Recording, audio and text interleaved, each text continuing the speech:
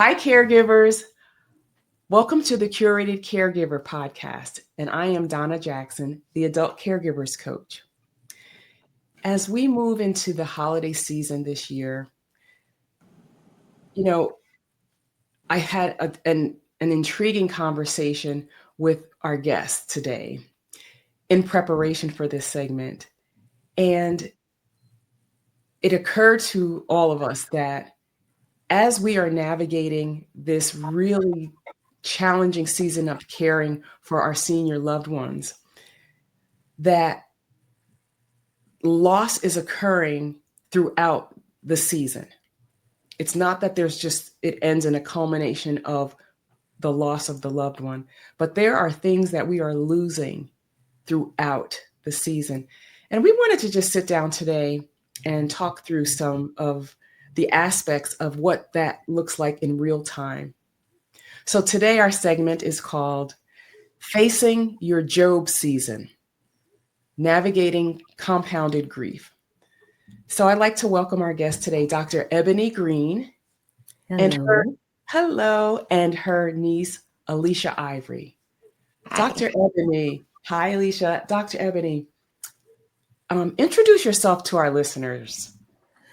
Well, thank you, Donna, for having both Alysha and I and me. We are we have some shared experiences, the two of us. Even though we do live in states that are right next to each other, a lot of our communication that we have is mainly more of a distance type situation. Mhm. And um, while we're both experiencing and some shared losses, I thought it might be a good idea to have a conversation with you, Donna, and bringing Alysha in because we are at different phases in or stages in life. I find myself being thrust into the matriarch position for my family, specifically with my husband's family and my mother's family, partially because I'm maybe one of the more healthy, even though we're going through, some significant losses. I'm maybe one of the more healthy people that is making sure we're keeping those connections. But it has not been easy to make that type of a transition, being the youngest cousin out of the group of cousins that I grew up with, and now having to take on those roles because I'm in more of a healthy position to do so. But then I don't always necessarily want to have to take on those Yeah. additional roles. Mhm. So I think when we're talking about grief and we're talking about having these various seasons in our lives, for me, it's really a struggle. I'm really working on embracing the matriarchal position. And really, it's only because I have to. Mhm. And I think sometimes as caregivers, we find that folks will say that they don't necessarily identify yet as a caregiver.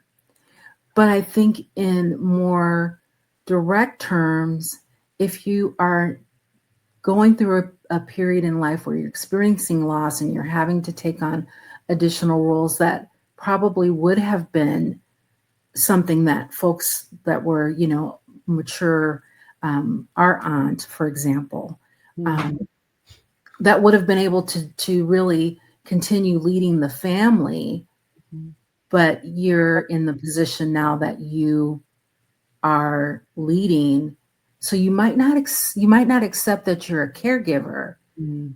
Yeah. but you are definitely going to be facing I think in a real connected way, whether or not you're having to take the lead in a lot of situations, regardless of if you term it caregiving or putting on a new hat and being a matriarch. So I'm with Caregiver Support Services, and more recently, we're launching our training with Caregiver Training International. And my history is a nurse and wanting to be a long-term care administrator and doing that for a period of time and feeling like I could not do the things I wanted to do for families, give them a good experience. I'm all about that.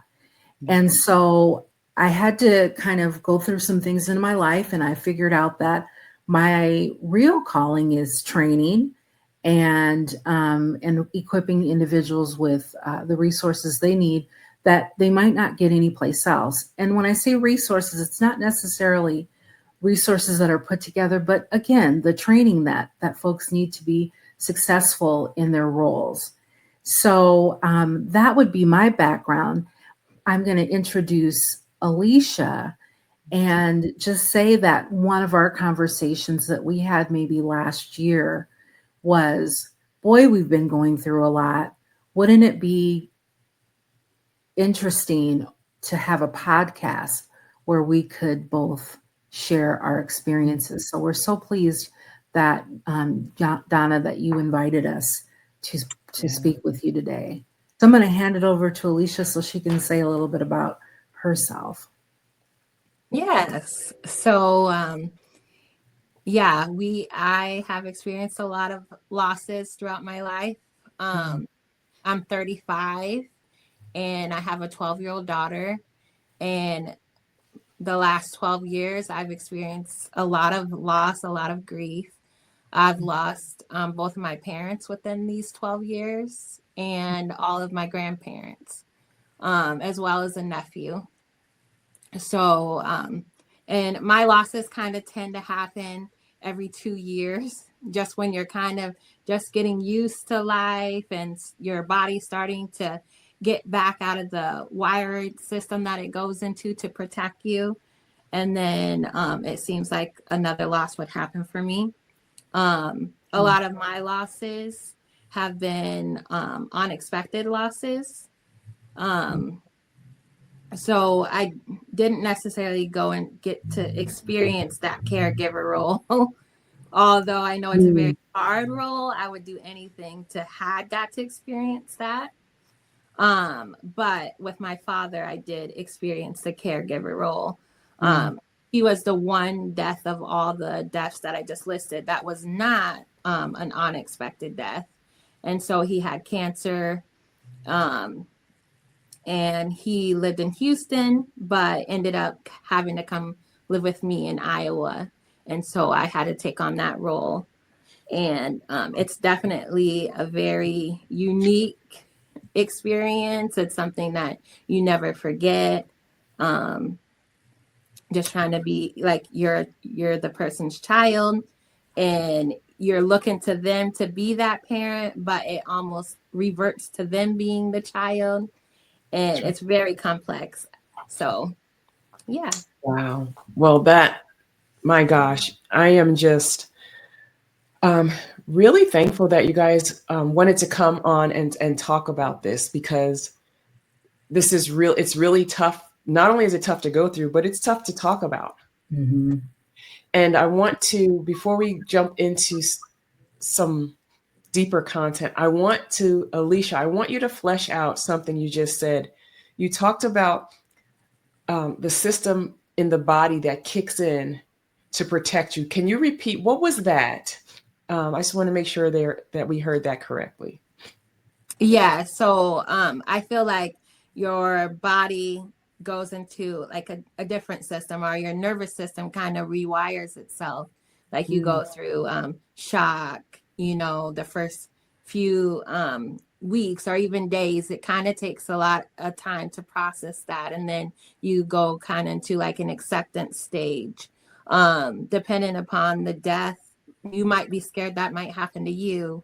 What happened to your loved one, or I didn't lose my brother, but my brother had a heart attack at 34. When my brother had the heart attack, they said there was nothing more they could do, and we pulled the plug. It's just by the grace of God, he woke up. And so I discovered anxiety after that. And so I felt like anxiety is crippling to live with, but I definitely feel like your body is trying to like protect you from this immense amount of pain, and it takes time. It doesn't happen overnight to get adjusted back into the new life that you're living. Wow. I really agree with that. I think even right now, as we're presently talking, with the two situations that just have occurred in the last 2 months with my husband's grandmother, who's very much like my grandmother. We've been together 29 years. So, my grandmother passed away when I was maybe in my 20s. And so I've actually spent more time with his grandmother and more years with his grandmother. And she's the person, and excuse me if I get a little bit emotional, but she's the person that if I'm here and it's like she's gone and run errands or something with my husband, she would bring me like a little flower, or just like that person who's always just very thoughtful of me, to me. And then our aunt who passed away a couple of weeks ago. So I think that when you're mentioning that you can kind of disconnect, I feel like I'm in that in between right now, where I don't quite know how and where to focus my full energy. And part of that is because I'm one of those people who has anxiety, but I also have delayed response. So like as a nurse, if everybody is flipping out, that delayed response is wonderful, because when everybody else doesn't know what to do, I know how to take a deep breath and let's walk through this situation. But then when everybody else is calm and it's a week or two later, that's when I feel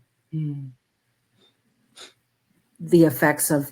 So I totally understand that unplugging and feeling like your body needs to make adjustments. Yeah. Well, thank you. I mentioned earlier that the way we experience loss is in stages a lot of times, right? And so, Dr. Eboni, it's like the anticipation of the finality is happening now, because your grandmom's still here, and things are, the condition is progressing. However, she's still here. So it's just, and even like Alysha said, it's almost like your body reacts, the physiology reacts, but included in that are just your thoughts, and your mind is processing. It's trying to make sense of it all. It's trying to put it in categories and buckets that we might not be, there's not a lot of muscle memory there. Now, for someone like you, Alysha, who has had so much loss at such a young age, my gosh, I mean, what has that been like? And I also want you, Dr. Eboni, to weigh in here, because Dr. Eboni, you talked about the feeling the weightiness of this, being now the matriarch and still relatively young, right? So becoming that, and all that you might be hoisting upon yourself in your own mind, an expectation that maybe nobody else in the family has, but you saw how your grandmother operated in that space. And now your husband's grandmother, who is your grandmother too. And so is it this, are we putting ourselves under a burden that is self-imposed? And then before you answer that, I want to go to Alysha and say, Alysha, your process, the way you walked through your dad having to come to be under your care in your home, and you are raising a child and now taking care of your dad, that role reversal, which is called the theory of retrogenesis, by the way.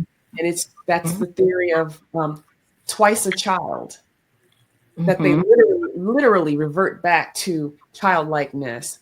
If it's not in their personality and behavior, then even in the role switches. So now yeah.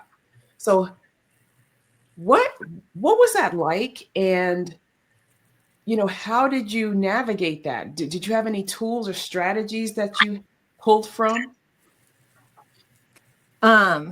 So for myself, my dad was not my first death, and not my first death of my parent. I lost my mother first. And then at this point, my father was 8 years later. For myself and navigating at the time, thankfully, my grandfather, my mother's father, was still alive. And he helped me a lot with my emotions, obviously leaning on God. But I would say also, like, I go to therapy. I'm a big advocate for therapy, even if it's just talking out loud without any distractions, But my dad's death was very hard to navigate, or him coming here. Like you said, I had a child. I'm a single mother, and it's just my daughter and myself. Her father's not in her life or helping with raising. She doesn't see like any of the other side of the family. So for him to come here and live in my home, I had a lot of fears for her sake too. She was seeing me be in that caregiver role, which was tough. I'm still working and juggling everything. I definitely had a lot of talks with God. And I told God, of all the things that I've ever gone through or that you've thrown at me and that I've gotten through, I will not get through if my dad were to pass in my home. I really didn't want that. Not that anybody would want that, but I purchased my first home, and my dad actually built homes for a living. And I got my house the month before he was diagnosed with cancer. So we had all these plans and things he was going to do to my home. And here he ended up coming to my home, but he never could do even the full tour because he was bedridden at that point. And actually, like, this is my home office now, but this was the room that he was in. So it was really tough. I will say that I have a poem in the grief book that I wrote, but it talks a lot about the storm and knowing the difference between knowing that the storm is coming. Would you prefer the storm to be forecasted or just this unexpected event? Does it make a difference? And really, with my dad's whole journey, he had cancer for a year. I went back and forth with that. And I think as a coping mechanism as well, also experiencing so much death prior to my dad's death. And I also lost my nephew before my dad, within the same year that my dad had cancer. So I never expected, it's like, oh, I thought he, would be the one. But I definitely think to protect myself, and by the point of my father's death, I was not optimistic. And I'm a very optimistic person. So in his head, he just knew he was going to beat cancer. And for myself, I feel like as a form of protection, I immediately told myself, like, no, he's not going to win. This is going to be another death. But in the same breath, I was like, there's no way God would take my dad and my, like, that just can't happen. Like, that doesn't happen. And so definitely I just say, like, leaning on God, therapy, and thankfully, I think God makes no mistakes as far as his plans and his purpose and things. And at that point, I still had my grandfather and to help me walk through and navigate that time in my life. And I did lose my father, but the very same day we lost his mother. Yeah. And that was unexpected. Mm-hmm. So, in two totally different reasons, two totally different states. So there was no true way to really process that. Right. And I also think some of the things that you're mentioning, even when we're thinking, and I've done a lot of thinking about what you were just mentioning, like, would you want to know, or would you want it to just, would you want to have that warning, or would you? And I think that what we've gotten to is this misconception that it's going to, because you've gone through the anticipatory type grief, which I don't know that I 100% love that term. And the reason that I say that is that how I feel about grandma right now today is not having anything to do with me anticipating her passing. It has to do with how our relationship has changed now. So it's different. And I think you can still you can think that you're really grounded and settled because you've gone through what you feel like would be a grieving process, but you never know what's going to trigger that emotion. And sometimes the triggering of the emotion is far worse than the initial pain that you were feeling when you lost someone. So I asked my husband maybe a month or so ago, we were talking, and I said, I'm just going to be a little facetious here and say, I don't know if I really think we have what we would call anticipatory grief, because when I'm crying right now, I'm crying right now for what's happening right now. Mm-hmm. The grandfather that Alysha talks about is my biological dad, and he was a wonderful man.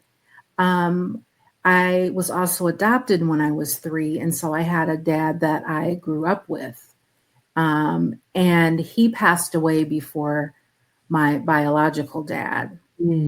And that was and has been really, really hard. So as Alysha mentioned, therapy, yoga, praying, silence, meditation. Sometimes it just means I'm done for the day. I just can't do another thing, and let's try again tomorrow, because you're constantly working through the ebb and flow. And so last week, when we were even talking to other family members or friends, you start to think, am I Debbie Downer? Because I don't really feel that I am bringing anything negative. But when people ask that open-ended question of how are you doing, it's not a simple answer. I will also say that I had a really hard time with my dad, Jose. And I thought when my dad, James passed, that I'm okay. I had talked to him. We laughed and we talked, and we did that often. And he knew how much I loved him. When I was a little girl, I told him no one would ever replace him, and no one ever replaced him. So I thought, okay, I'm sad. This is hard, but I'm okay. And I had a mini stroke, a teeny tiny, like a TIA after that. Wow. So you can think that you're having this really complex grief response with Jose. And okay, I'm working through things right now in the moment with my dad, James, and I feel good about where, no regrets, wonderful, fabulous, happy person, good person, loving person. And then you have more of a physical reaction, as Alysha was mentioning, as far as your body carrying that. So you never get away from it. Isn't that something? Yeah. Wow. We're impacted. That's right. Yeah. And even people who do not express outwardly grief, there is a reaction. There's an impact on us physically, emotionally, spiritually. Whether we recognize it, acknowledge it, it's there. Thank you guys. Thank you so much for sharing so much of this. Alysha, you said that you're an optimistic person. Like that's who you have always been. How has so much loss? How has that impacted you? And what has it done to your heart? Mm-hmm. Well, I have high blood pressure now. So the physical side, I didn't used to. And I feel like it's so young to have it, but I feel like I know the moment that physical piece of me changed. Like I felt it. I didn't even know what it meant to have that. And my body was just telling me like, okay, that was the straw, Oh wow. Yes. My friends would say, a lot of my friends call me strong. They're like, you're so resilient. Like I could never go through what you've been through. A lot of my peers haven't actually experienced a death yet, and they've watched me just lose everybody. But I started to not like the word strong. Like I don't want to be strong, is what I would say. My friends will also often joke because I'll just say a lot of kind of, I guess what they would call morbid things, but it's kind of just my reality. But I would say the way that it's changed me now is I have a daughter and she's my everything. She's my world. And so I keep pushing, for her. And I'm still here. So I feel like God still has purpose for me. I try to utilize the gifts that he's given me to help other people. Maybe people go. I know at one point my friends will, walk in my shoes and I'll be there. Or I focus on these moments that they don't know are treasures. Yes. To me, like time is being rich, not money now. Right. Right. But definitely, as much as I say that I'm strong, I have a lot of dark moments. I have a lot of dark times. So I will often tell my therapist, like, sometimes it feels like I reach this peak, like such positive things will happen. Like for instance, my children's book, I came out with this children's book. I had the idea and like, I couldn't go anywhere in the city without somebody stopping me like, oh, are you the girl? The news came and it's just been highly successful. And then at the end of the day, though, what people don't know is that when I go home after all of that praise, it's just me, it's my daughter. It's like you can do these great accomplishments, I feel like, but like the people who I want to make proud are not here anymore. So and I think I'm always going to have that. It's like, oh, my mom's not here. my dad's not here to see, or my grandpa, like, it's really hard, like raising my daughter. Sometimes I look at her, you notice like, oh, your kids my grandpa used to tell me all the time, like, she's going to shoot up one day. She's going to shoot up. And my daughter's always been so petite. Like, I'm like, there's no way. And then now she's so tall. And I'm like, you were right, grandpa. I'm like, she shot up, but he's not here to see it. And then, same with, like, I worked really hard to get to be on the worship team at church. And on Sundays, the people who I have left, I try to be like, being on praise and worship is not about me. It's not like a Beyonce moment. It's me leading people into worship, inviting them, to be a part of God and that experience. But I also say, it mean a lot to me if just one time you could come, and like, you'll never mean something to somebody as much as your parents or your grandparents, and so That's right. yeah, it's a constant for me. It's like, yes, I can go so high and like do great things, but the people that I want to be here are like the people who made those sacrifices for me to be able to do those things. None of them are here to see. And Jesus, I'm like, okay, this is going to be a long time. Like, cause I lost my mom at 24 and I lost my grandma at 21. My mom struggled with alcoholism. So I spent a lot of time with my maternal grandparents. I never experienced a sober mom. My entire life, my mom struggled with alcoholism. So like Aunt Eboni said, you thought maybe you're going to feel this way about a certain death and your body felt another way about the other death. Like, I thought when my grandma passed away, that was like going to be the big one, for me. But when my mom passed away, it's something I don't know that I'll ever truly, fully recover from. But I wouldn't say that I necessarily like live in the past. But I feel like more grief as to what is missing now, and that I still have like a lifetime to go. Gosh. Then, like when it happened, that pain when it happened. And I'm glad you guys are speaking about the holidays as well, because I love the holidays, but this 4th of July, I just hid in my house. And like, I kept looking at my daughter and she was happy because she's a homebody. But I was like, everything in me wanted to get up and go somewhere on 4th of July.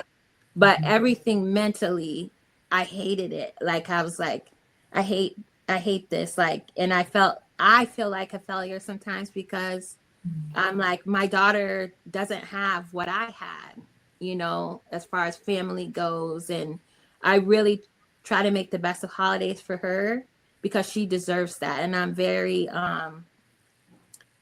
I try to be very mindful of that. Like, this is her childhood, so sometimes you have to just like get up and do it. And you never know what holiday or what day or what time these waves will come.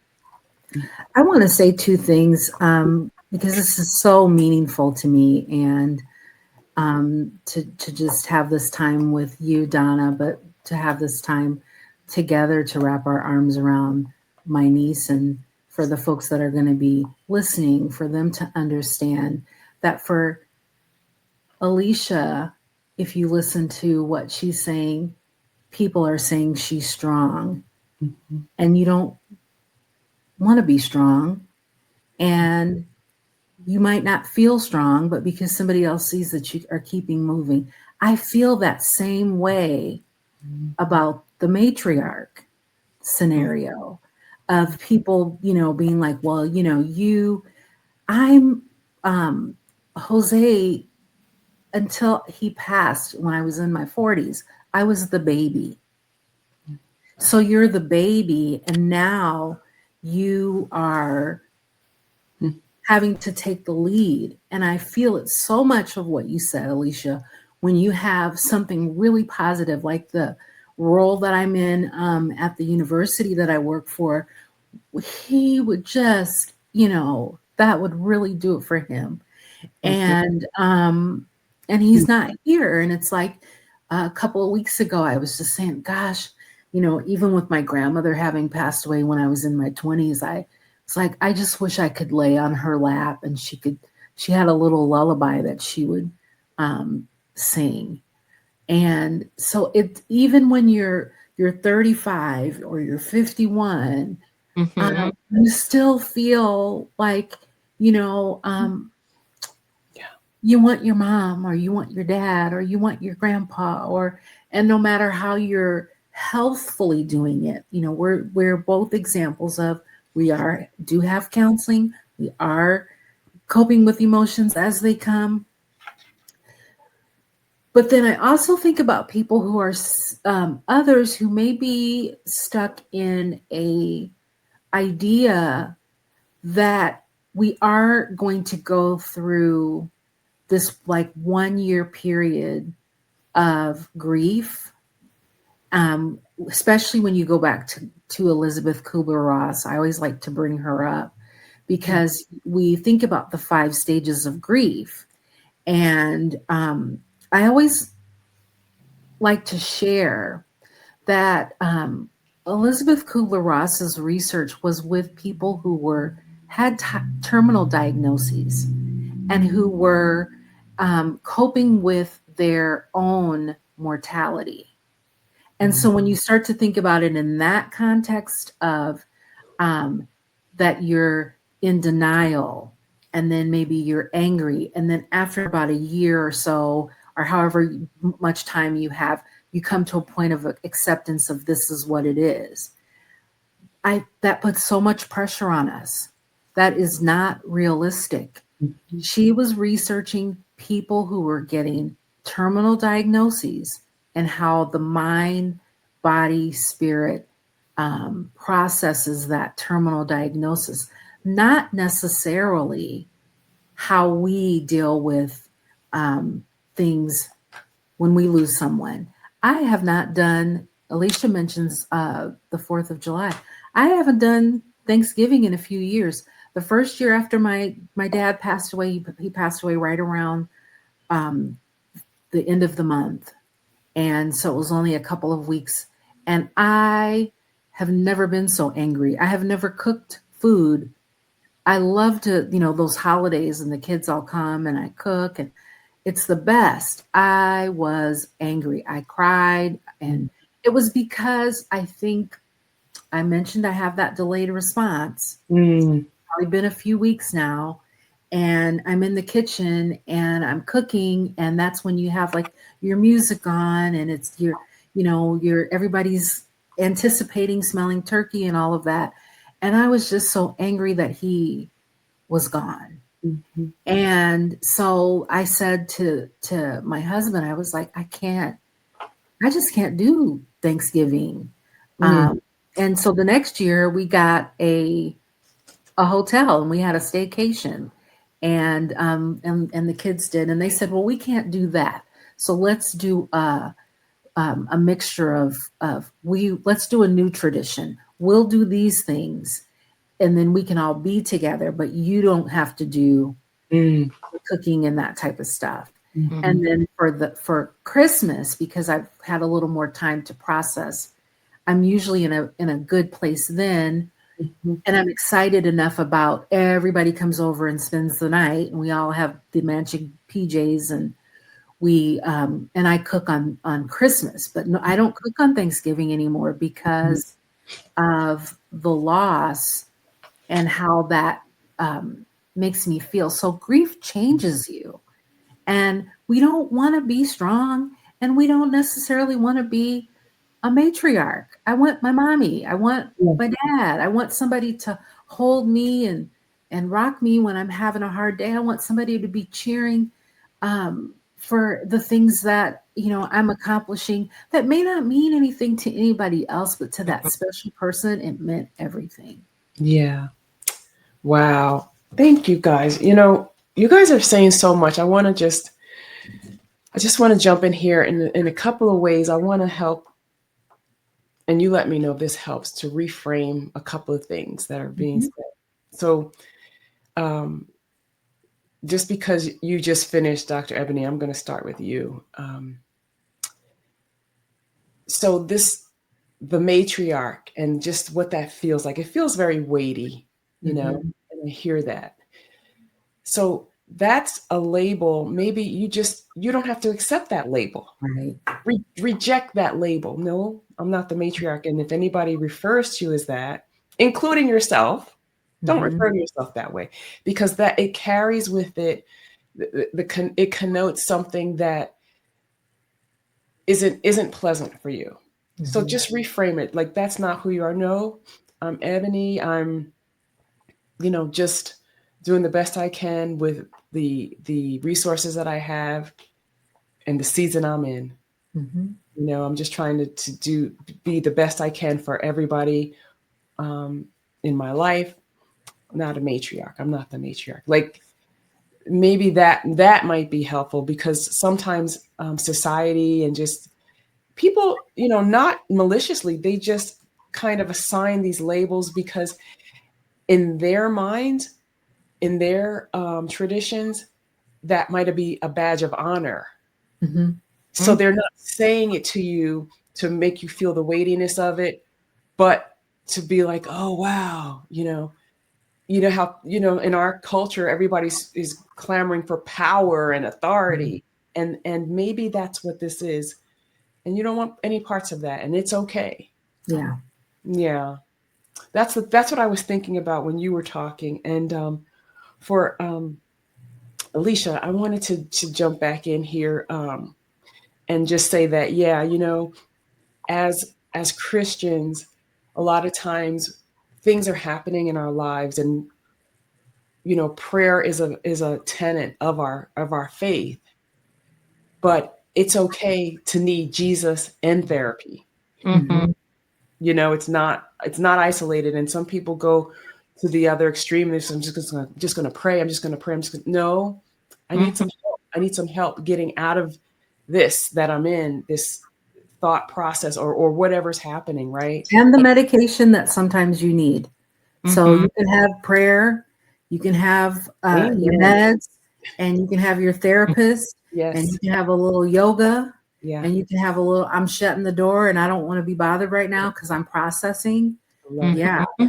That's it. Yeah. Yeah. All of it. All of it. Mhm. You also, I was thinking when you were talking about how, your friends and colleagues and folks who are around your same age, and even you with your daughter, just wondering, because of all of the loss that you've experienced and at such a young age, how are you preparing her and preparing yourself so that if she were to become your caregiver, Mm-hmm.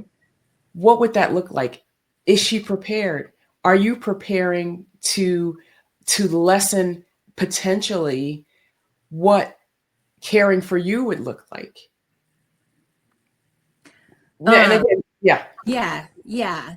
I think with her, unfortunately, for all the things that I've experienced has been in her 12 years. So she's had a front row seat to it Mhm. all. I thank God all the time that my mom got a year and a half with my daughter that healed so much wounds that I would be walking around with today. Yeah. Had I not got to see my mom be her grandmother, she Mhm. was to her what she couldn't be for me. Mhm. Um, Wow. Yes. and I I still to this day I just know, and um I'm really big on like keeping memories alive, and um we're very close, we're very open with each other. Through therapy, I will say that I was one of those people that um even to like the normal eye, I guess I just come off strong, and I would try to hide my feelings and emotions from my daughter. And through therapy, I learned that it's okay for them to see you cry sometimes, you know. I'll never forget, like, for one thing, my daughter and I are always together. So she's, you know, it's not like she goes somewhere for the weekend, or, you know, she knows my heart more than anybody. And so I'll like try to cry in the tub or something, and like it's loud, the music's blasting, and she'll just bust in, "What's wrong?" Like, she knows. Oh, wow. And I'm not exaggerating. I wish I could say that I was, but she knows. But as far as like preparing her, the other half of it is my grandfather that we're speaking about. He was there prior to, he's my last death pretty much. So he was like my co-parent, the person I co-parented with. My grandfather was a pastor, and like my daughter's outlook on life is so unique. If I could have it be different, I would, but also I would say she has this very unique like grace to her. She has her own relationship with God. We've gone to like a friend, my child's 10 years old, and one of my friends had a stroke, and she was like, "I want you to know that I am praying. I am speaking with the Lord on your behalf. Like, you will be healed. And if it's not here, it will be in the other realm." Like, that's my little girl. And so I love the fact that she does have her own relationship with God. So she knows who to lean on. And I do tell her, I want you to know these things, because my job as your mother is for you to know things for when I'm not here. Because there will be a day when I'm not here, or when I'm not able to be in the position that I'm in right now. And I want you to know these things for when that time comes. I was like, I'm praying that it's not anytime soon. But as we know, you know, it's reality. We're not meant to be here forever. But my daughter also goes to therapy. She has like these big honey brown eyes. And when my father was here with us, I watched her change. I watched her eyes change, you know. As caregivers, I'm sure you know, it's not butterflies and rainbows in those last stages, you know. My dad was not very nice or happy, and I'm very sensitive. So it was like I'd be down here, communicate with him, and then go to my room and just bawl, because I thought, like, these are your last days. Like, I want us to cherish this time, and you're very angry, you know. And my father ended up going into the hospital for a month. So every day we would go, well, who's going to watch her? So she's with me. And I would just see, I just watched her eyes change in that month. Her watching me, watching him. You know, we also, my father, it's in the time that he fought a very, very hard fight, but it took about 3 days in the end. Once his mind, we finally said, like, his doctor told him it's time to let go, you know. And he thanked everybody in the hospital. He talked to all his friends on the phone. It was like he was going on vacation. But he had a personal talk with my daughter and I, and he told us that he wished that he could grow old with us, that he wanted to be here to see everything. But he said God has different plans, and we have to trust those plans. And for me, for him to be on his deathbed and to be able to say those things, like, my dad went to church and I knew he believed in God, but I was like, that's a lot of faith right now, because, you know, we're over here, we're bawling, you know. But that spoke volumes to me, that somebody could do that on their deathbed. But also my daughter was there for that. So after that experience with my father, I put her into therapy as well, and she still continues to go to therapy. We talk very openly and honestly, and there's new things that arise You know, there's a lot of things that she doesn't understand. But I definitely wanted to utilize that for her.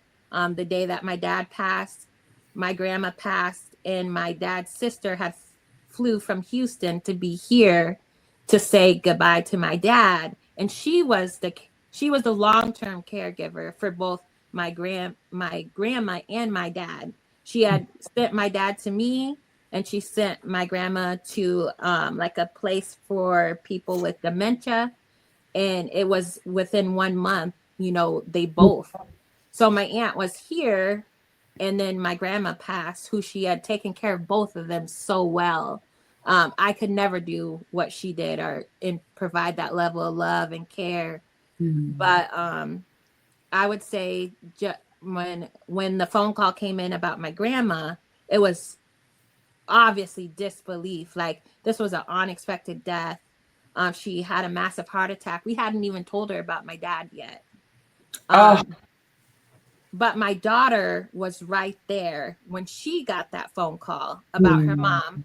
Naturally, she just lost it. You know, my aunt did, and I would never blame her for that. But my daughter, I wasn't here, so I walk in the door to find out, oh, my grandma is gone too now. And so my daughter had been here for all the chaos of that part. And I'll never forget her looking at me and saying, like, everybody's dying today. Like, are you going to die too? You know? And so I knew for my daughter's sake that I needed to use outside resources, especially with everybody else being gone. So yeah, I definitely got her into therapy. We speak open and honestly, you know, every day we talk about our feelings and how we feel. And I'm more open with her. Just like I said, normally on the 4th of July, we'd go out and do something. And I'm sorry. I'm just really sad today. You know, but as much as I do wish that I could change a lot of things, I do think that my daughter has a unique outlook. So I prepare her, like, she knows I'm not gonna be here, you know, forever. And that how much I love her. Just like with my grandfather, I feel like the unique thing about his death is there was nothing more I could say. There was nothing more he could say to me. Like, I know the amount of love he had for me and he had for her. And that's the only death where I feel like there was nothing more, you know, to say. And I know even now when I talk to you about grief and like how I feel grief, like, oh, they're not here. Oh, he can't see this. He can't. I know with my grandpa, he didn't have to be here to know all the things he would do. Just like he knew my daughter was going to shoot up one day. Wow. But we share that, and we just talk very open and honestly all the time, you know, about that. And she says she's never moving out. She's 12, so I often record her, but she says she won't leave me. Wow. But one day I do want her to go out and just be her own person, not necessarily be consumed by death, but we're aware of like the special time that we get together. Yeah. Wow. Man. I feel the same too about Grandpa Ivory, that that's why I thought, you know, that my body, I didn't realize my body was going to react the way that it did. And our aunt, my aunt, who was my dad's sister, is who just passed away this last couple of weeks ago. But when I was talking to her, that's what she said too. You know, the body knows, and just that, but also still having a profound level of inner peace and glowing, and just knowing that there was nothing left. He left nothing on the table. He left nothing on the table. You had nothing in question. You knew how he felt. You knew how much he loved you. You knew how proud he is. And I don't get to say it a lot to my niece, but while we're here, how proud I am of you, and knowing all that you carry. And Yes. and not that you're having to be strong, but you're handling it as Alysha would handle it. Thank And you. that makes me proud. Yeah, that makes me proud. Oh man, this has been amazing. I want to wrap on this, and you guys, we can continue the conversation. I think this has just been really therapeutic in a lot of ways. I am just so glad, Dr. Eboni, that you suggested that this was a topic that other people can just resonate with this. Our experiences in caregiving and in loss throughout life, it's not unique, but it's unique to us individually. And so, I'm hoping that people will listen and really have an ear to hear what they need to hear for themselves in this discussion. And I want to wrap on this. Alysha, you said, just the heartbreak of achieving things in your life and doing things and having really great days and success and people, applauding you for your achievements. But the people who you want most to have seen that and to have shared that moment with you are not here. I am often reminded that Scripture tells us we are to honor our mother and father. That's one of the 10 commandments. We are to honor our mother and father. What it doesn't say is we are to honor them only when they are alive. You get to honor all of your parents, your grandparents, your cousin, like everyone who has passed. You get to honor them in being the best version of you can be in every season of your life. And all of those achievements and all of those honors that are going to be bestowed on you, that have already been bestowed on you, that is your honor. That's honoring them. And so I just want you to know that that's God's word for us. So somehow, some way, we are returning that honor and we're to them. And it's up to God. It's up to God if he relays that to them or not. Right? We don't go into that realm. We don't do that. But I just want you to know that you have honored them in tremendous ways. Yeah.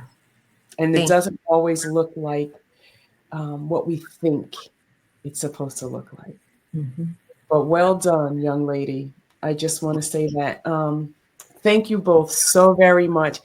Alysha, I want you to let the listeners know the name of your book, and I'm going to drop that in the link below so that they can go out and support you on both books, as a matter of fact.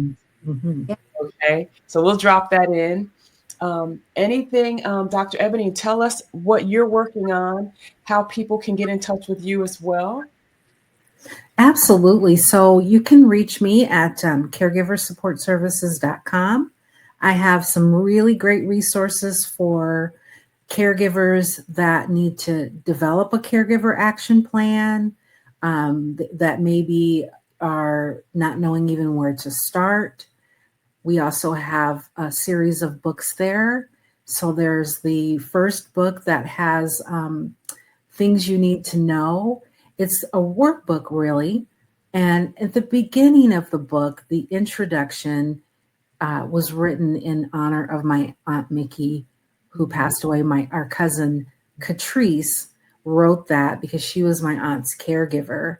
And so that's at the beginning of that book. And it's so that you know where where all your paperwork, everything is contained in that book. That's right. But it's also to honor Auntie Mickey. I wrote a book on grief. It's Reflections from the Soul. Thank God that I listened when it was time to write that, because I tell you, it was before I had all of these losses, and I don't know that it would have been a clear message, or that it would have been, I wouldn't have had it to help me, to guide me through all of these, challenges. And I'll say that I am thankful that you mentioned that I don't have to package things, because I've been complaining about that matriarch for quite a while. And that just lets me know to just put that over there on the shelf and leave it be. And I can do it how I need to. It doesn't have to be called that, but I have a way that I want to do things to bring my family together and to show them how we still love each other and we still uplift each other, and that I'm right here if you ever need me.